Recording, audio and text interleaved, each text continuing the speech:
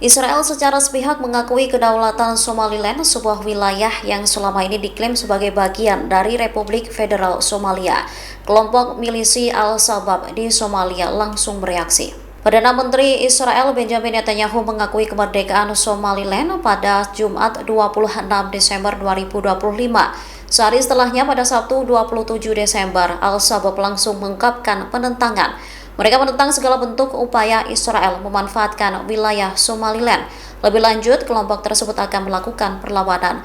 Hal ini diungkapkan oleh juru bicara Al-Shabaab Ali Dere. Menurut Dere, pengakuan Israel terhadap Somaliland mencerminkan upaya memperluas pengaruh ke wilayah Somalia.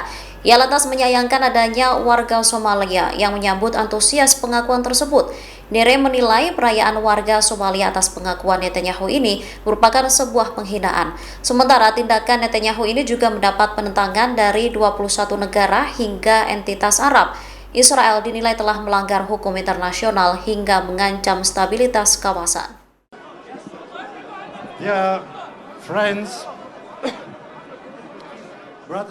Patriark Latin Yerusalem, Kardinal Pier Battista Pizzaballa, menyatakan bahwa Gaza tetap menyampaikan pesan ketahanan dan harapan, meski mengalami kehancuran luas akibat serangan Israel selama 2 tahun terakhir. Ia menegaskan warga Gaza, seperti penduduk Bethlehem, akan terus merayakan kehidupan dan bangkit untuk membangun kembali dari awal. Mengutip Palestine Chronicle 26 Desember 2025, pernyataan tersebut disampaikan dalam pidato Pizzaballa pada Rabu, 24 Desember 2025. Sejak Oktober 2023, lebih dari 71.000 warga Palestina, sebagian besar perempuan dan anak-anak, tewas, dan lebih dari 171.000 lainnya terluka akibat perang yang juga meluluh lantahkan Gaza. Sementara itu, di tepi barat, sedikitnya 1.103 warga Palestina dilaporkan tewas dan hampir 11.000 lainnya terluka akibat tindakan tentara Israel dan pemukim ilegal. Blokade Israel juga memicu kelaparan buatan manusia yang menewaskan ratusan warga Palestina, mayoritas anak-anak, serta menempatkan ratusan ribu lainnya dalam resiko. Meski mendapat kecaman internasional luas, upaya pertanggungjawaban terhadap Israel dinilai masih minim, sementara negara tersebut tengah diselidiki oleh Mahkamah Internasional atas dugaan genosida.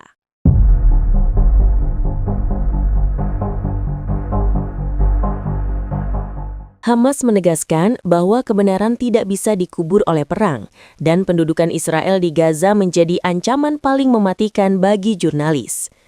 Pernyataan itu disampaikan pada Hari Kesetiaan Jurnalis Palestina, 31 Desember 2025, dan dikutip Al-Mayadin. Hamas menyerukan organisasi HAM dan lembaga kemanusiaan untuk terus mengungkap kejahatan terhadap jurnalis Palestina dan menuntut pertanggungjawaban di pengadilan internasional. Mereka menekankan bahwa suara jurnalis Palestina lebih kuat daripada peluru pendudukan, dan upaya untuk membungkam mereka tidak akan berhasil. Sejak 7 Oktober 2023, perang di Gaza telah menewaskan 257 jurnalis.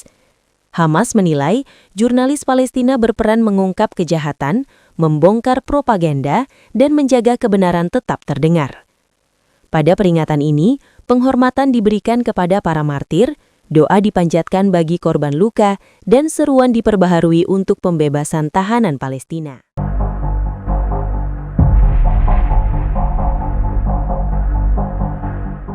Seorang prajurit cadangan Israel menyatakan menolak panggilan tugas berikutnya di Gaza dengan alasan kelelahan ekstrim, kekecewaan politik, dan krisis kesehatan mental setelah hampir setahun bertugas tempur.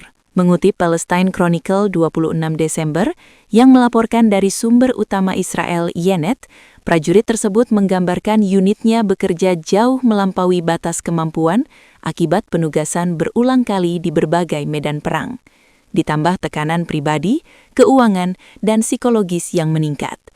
Ia menyebut telah menyelesaikan antara 320 hingga 350 hari tugas cadangan sejak Oktober 2023 sebagai bagian dari Kompi Pengintai Brigade Lapis Baja Divisi Sinai ke-252. Unit ini sendiri didirikan pada November 2016 dan diberhentikan pada 2019. Sebelum perang, anggota cadangan biasanya dipanggil sekitar 1 bulan per tahun untuk menjaga kesiapan operasional. Namun sejak Oktober 2023, mereka telah dimobilisasi berulang kali berdasarkan perintah darurat, sehingga total masa bakti mereka mencapai ratusan hari.